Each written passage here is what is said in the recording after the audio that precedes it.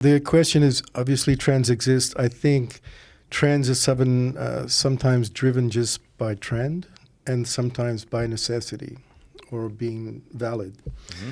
So these are some current trends in the children's nutrition market over the past few months. So I want to take a look at those. It's 3: mind and mood, fiber and greens, probiotics. And so what's the common denominator? If we look at this as some sort of necessity rather than just a fad, what's the common denominator? So if we go to the next step, the microbiome. Yeah. So all of those things. So probiotics are the probiotics, the good guys in the microbiome. The fiber and greens provide the prebiotics, the food for the probiotics, which without the prebiotics, the probiotics don't live. And mind and mood, how's that related? Because it turns out that 90% of the neurotransmitters that the brain uses are actually manufactured and are sitting in the gut, in the microbiome at all times. So you have these 3 trends: probiotics, prebiotics, mind and mood, all coming back to one common denominator.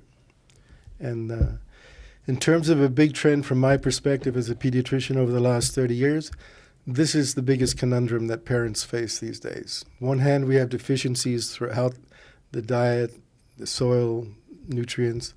The other hand, we have overwhelming toxicity and burden from the environment. So how does a parent balance these?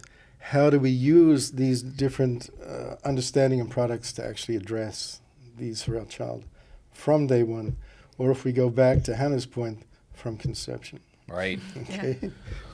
I would almost argue that what we're contending with in this day and age, especially when it's, of course, maybe false advertising and or, something that's overly trending for whatever reason, you're going to explain this to us, that we're actually dealing with this additional, more ethereal toxin. I really believe that, this, not just, too much time on the screen and not enough exercise and all that, but this is a mental talk. Here's a study. I mean, I don't know that this even exists, but it would be an interesting study, is time spent on devices, TikTok, social media, Instagram, so forth, causing microbiome disruption. I mean, maybe indirectly, because this is the link, right? I mean, this is what you're talking, mind, brain, gut connection. All connected. Is there. Yeah. You know what? I'm going to play this. I have to play this. I was running this morning, and it was just a random, music playlist, hype music when I'm running.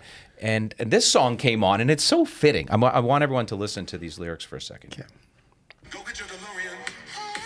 We are this drama in our lives. Just staring at the screen every day and night.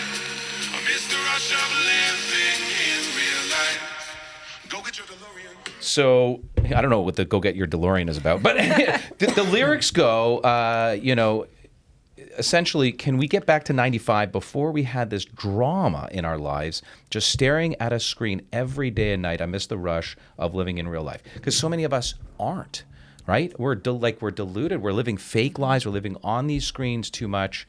It's the topic of the discussion today as well.